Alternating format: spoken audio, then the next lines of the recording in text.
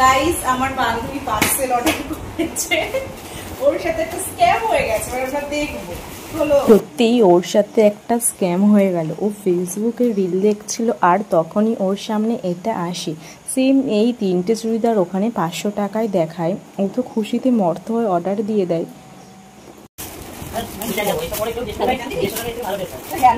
ই বাবা পুরো পুরোনো ভালো ছিল, হোয়াটসঅ্যাপ পাঠিয়েছে। হ্যাঁ রে, পুরোনো পরে মরে দেখি অবস্থা কেমন দেখতে। পূজা একবার তুই সামনে তো দেখ, তুই 50 টাকার কুর্তিগুলো বিক্রি হয় না ওগুলো? নতুন নতুন দেখাই তো, এগুলো পড়াই। হ্যাঁ পাওয়া যায়, চাকদা হাটে। আমি 50 বল। কি বাবা আমার সঙ্গে যাবি, তুই ঢুকতেই দেখতে পারবি 50 টাকার কুর্তি দেখাবো তোকে আমি। মানেও বিশ্বাস করতেই পারছে না যেগুলো এতটাই খারাপ দিয়েছে। মানেও পড়তে পর্যন্ত না, বাড়িতেও পড়তে পারবে না।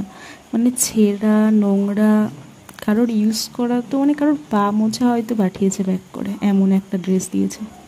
মানে পুরো 500 টাকাটাই জলে চলে গেল।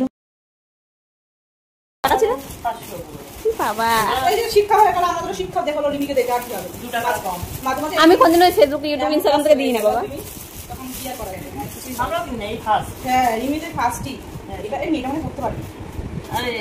এগুলো যারা করে, এমন লোকজনকে ঠকায়, এদের কি কখনো ভালো হবে? এই যে ও নিয়ে ঠকে গেল, নেক্সট টাইম কি আরও ওখান থেকে নেবে না নিশ্চয়ই। তাহলে কি হলো? আর এই ঠকিয়ে মানুষের কাছ থেকে টাকা নেওয়া, টাকাগুলো কোনো সময় ভালো কাজে লাগে না। ভালো মতোই বুঝবেন তো, মানুষের সাথে এমন করবেন না প্লিজ। আমি করবো না,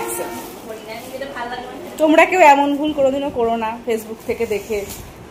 আমার মা ডিপ্রেশনে চলে গেছে, তার সাথে আমি আর কি বলবো। এই 500 টাকায় আমরা চাকদার সিনের হাটে গিয়ে ভালো একটা জামা কিনে নিয়ে এই যে